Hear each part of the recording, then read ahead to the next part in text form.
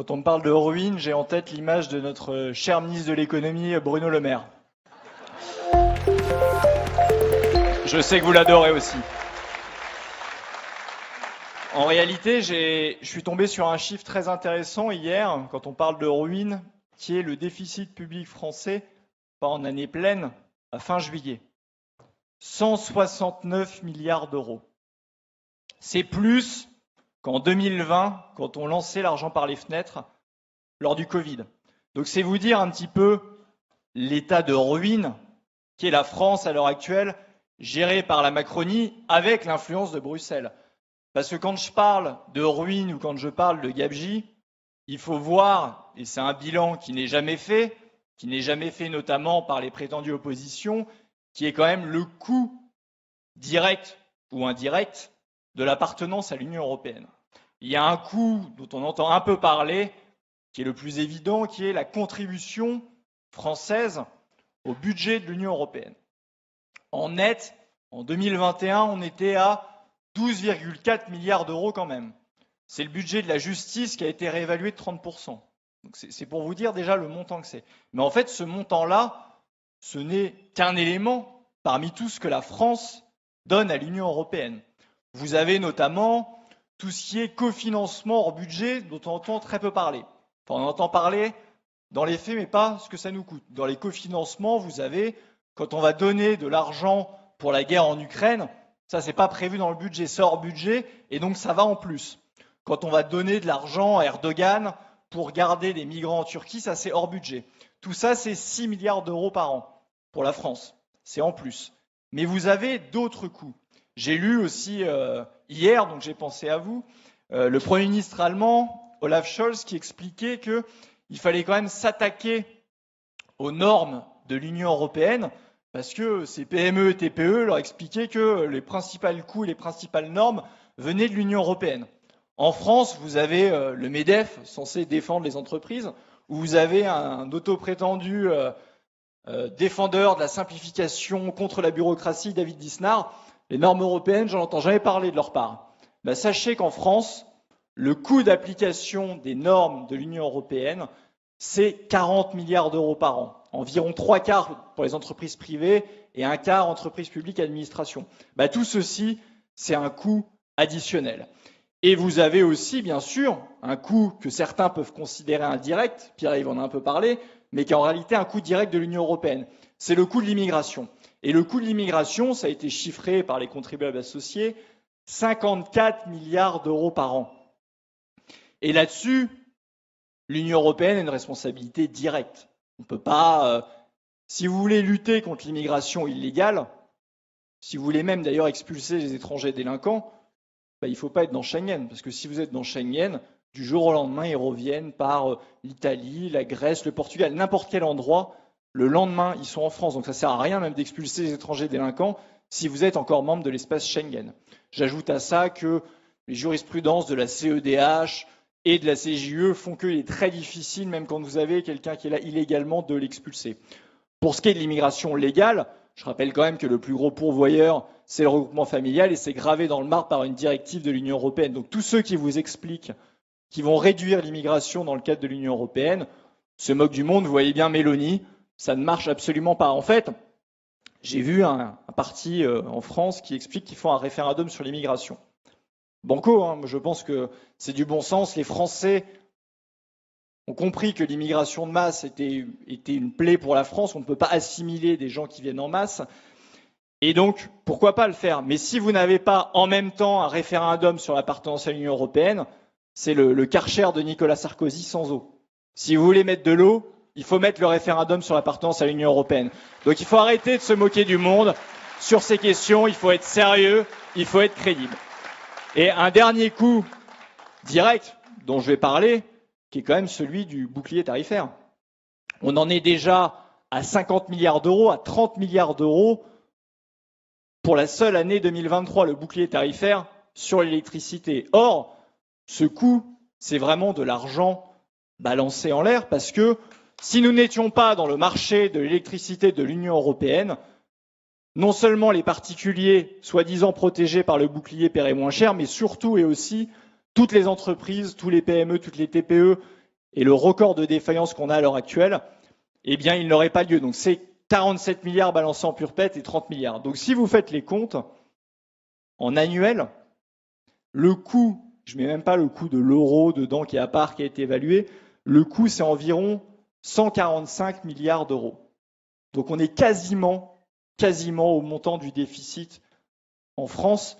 Donc, c'est vous dire, quand vous avez Bruno Le Maire qui vous dit on cherche 15 milliards d'euros, quand vous avez Elisabeth Borne qui vous expliquait que la réforme des retraites était indispensable pour économiser à l'horizon, je crois que c'était 2030, quelque chose comme 12 milliards d'euros. Et quand vous voyez les gaspillages sans nom qui sont faits à chaque fois au nom de l'Union européenne, sans aucun débat, eh bien vous voyez bien qu'il y a un problème. Alors évidemment, l'argument économique n'est pas le seul qui doit vous conduire à vouloir sortir de l'Union européenne. Le premier argument, c'est celui de la démocratie. Parce que qu'est-ce qu'un peuple qui ne décide pas par lui-même et pour lui-même de ses décisions, mais dont ce sont des fonctionnaires non élus à l'Union européenne qui vont décider pour vous? Ça, ce n'est pas une démocratie. Et donc ça, c'est le principal argument. Mais n'oubliez jamais, quand on vous dit, vous vous rendez compte, si on sortait de l'Union européenne, le coût que ça serait pour la France, dites-leur à chaque fois, rendez-vous compte ce que nous coûte tous les jours et maintenant l'Union européenne. D'ailleurs, Pierre-Yves, tu parlais de Charles Michel. Charles Michel qui souhaite intégrer près d'une dizaine de nouveaux pays d'ici à 2030, il me semble. Charles-Henri, qu'en penses-tu de tout ça? En ce qui concerne le Brexit, il y avait plusieurs choses. Ça a été très intéressant ce qu'a dit Aldo et Pierre-Yves. Pour les jeunes, c'est à mitiger sur le vote dans la mesure où en fait le premier votant ou non votant plutôt pour les jeunes, c'était l'abstention. Et que effectivement les populations âgées sont plus votantes et ont voté pour le Brexit, mais le numéro 1 chez les jeunes, c'était l'abstention, avant même le maintien. Ensuite, effectivement, sur le Royaume-Uni, ce qui est intéressant, c'est qu'ils vont essayer de vous faire peur et ils le font. C'est-à-dire qu'il y a eu le projet de la peur pendant le référendum, il y a eu le projet de la peur au Royaume-Uni avant le Brexit en tant que tel, et il y a maintenant le projet de la peur en France et plus globalement dans les autres pays encore membres de l'Union européenne, où le Brexit, on vous dit, attention, le Brexit, c'est la catastrophe. Si vous regardez les grands médias et les écoutez, ce serait la catastrophe. Mais quand vous prenez les chiffres, ça a été dit, le chômage est plus bas que dans la zone euro, la croissance 2021-2022 est plus basse que dans la zone euro, on vous dit qu'il y a de l'inflation. Oui, il y a de l'inflation aussi en zone euro et en particulier en France qui a dépassé la moyenne maintenant de la zone euro. Et surtout, s'il y a de l'inflation, contrairement en France, il y a des hausses de salaires. Les salaires ont augmenté de 8% pour une inflation à 6,4%. En France, l'inflation parce qu'on vous donne l'inflation INSEE, mais selon Eurostat, c'est 5,7%. Je pense qu'il n'y a pas grand monde qui peut me dire que son salaire a augmenté de plus que ça. Donc tout ceci, il faut bien l'avoir en tête. Quand on vous dit que c'est la catastrophe au Royaume-Uni, si c'est la catastrophe au Royaume-Uni, c'est l'apocalypse en zone euro. Donc ça, c'est un premier point. Et après, je pense que le départ du Royaume-Uni amène une sorte, crispe encore plus les élites européistes et amène une sorte de fuite en avant. On le voit du côté de la guerre, mais on le voit pour tout un tas de projets. L'Union européenne s'est arrogé des droits qu'elle n'avait même pas dans les traités, des envois d'armes, des interdictions de médias. Et il y a cette fuite en avant de l'élargissement de l'Union européenne qui finalement se recoupe avec ce que je disais parce que l'élargissement de l'Union européenne, ça va aussi nous coûter de l'argent.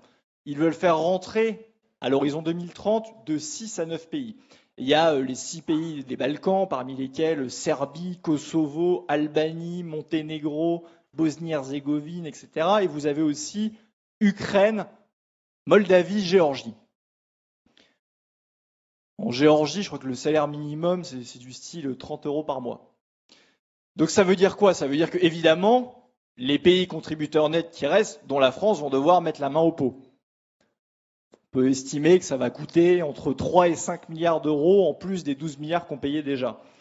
Ça veut aussi dire, quand vous avez des telles différences de niveau de vie, évidemment une immigration importante qui va venir de ces pays-là, évidemment des délocalisations, parce qu'il n'y a jamais eu de bilan non plus de l'entrée des pays de l'Est dans l'Union européenne. on voit les taux d'industrialisation des pays. Il y a eu un déplacement colossal de l'Europe de l'Ouest vers les pays de l'Est, tout simplement parce que la main-d'œuvre y est entre 6 ou 7 fois moins chère. 55% des délocalisations en France sont au sein même de l'Union européenne, donc vers les pays de l'Est. Donc vous imaginez la folie qu'il faut avoir si vous êtes normalement des dirigeants de la France. Dirigeants de la France, vous êtes censés normalement défendre les intérêts de la France. Et donc là, on va vous faire rentrer concurrence déloyale, et il y a aussi, je suis désolé de le dire quand même, la criminalité là-dedans. Enfin, l'Albanie et le Kosovo, c'est quand même parmi les pays les plus criminogènes d'Europe, avec des trafics en tout genre, trafic d'organes, prostitution et autres. Donc c'est-à-dire qu'on va faire rentrer ces gens-là au sein même de l'Union européenne. Comme le disait Pierre-Yves, effectivement, non seulement ils détestent les Français, mais je pense qu'ils détestent tous les pays européens pour pouvoir et pour vouloir faire subir ça. Et donc ça, évidemment, il faut l'avoir en tête. Et il faudra se battre contre ça, il faudra se battre contre toutes les dérives de l'Union européenne. Il y a une autre dérive dont je n'ai pas parlé, c'est quand même le fameux plan de relance de l'Union européenne. Le même plan de relance, pour rebondir sur ce qu'a dit Dominique, qui, comme contrepartie, avait dedans les réformes des retraites et de l'assurance chômage. On ne vous a jamais dit, mais à la base, ce plan-là, ça devait coûter 80 milliards d'euros à la France, qui devait en recevoir 40. Donc c'est 40 milliards d'euros en net qu'on devait perdre. Sauf que comme les emprunts indexés sur l'inflation, il y a une autre bourre de gestion là au sein de l'Union européenne, celle qui passe son temps à donner des leçons de gestion. En fait, plutôt que d'émettre le financement qui est environ 804 milliards d'euros qui devait émettre au niveau de l'Union européenne, plutôt que de le faire directement en 2021 quand les taux d'intérêt étaient trop bas, je m'étais rendu compte en me plongeant dans les papiers que ces génies avaient eu la bonne idée d'attendre. C'est-à-dire qu'à fin 2022, il restait encore 636 milliards à emprunter. Sauf qu'à l'époque, on empruntait à taux nul. Maintenant, on emprunte à 3,5.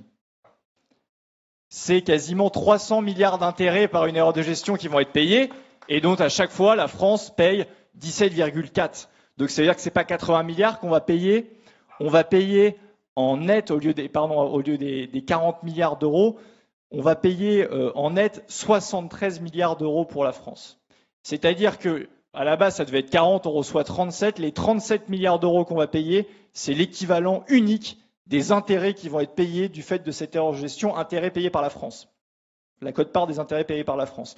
Donc vous imaginez en fait la fuite en avant complètement dingue, ce que ça va aussi nous coûter. 3 à 5 milliards pour élargissement. Ce plan de relance, il va commencer à être remboursé sur 30 ans à partir de 2028. Ça veut dire que vous allez payer 3,7 milliards d'euros en plus. Et vous pouvez ajouter à ça le Royaume-Uni, qui, s'il n'est sorti, n'a pas encore tous les bénéfices du Brexit parce qu'il continue à contribuer jusqu'à fin 2027. Et donc en 2028, qui va prendre le relais? Les contributeurs nets restants. De telle sorte que si vous avez ces trois phénomènes, élargissement, plan de relance, fin des contributions britanniques, la contribution nette de la France va passer de 12,4 à quasiment 20 milliards. Voilà la réalité. Quand il n'y a plus d'argent en France, vous allez donner tout à l'Union européenne et vous allez donner tout aux chers pays qui rentreront dans l'Union européenne.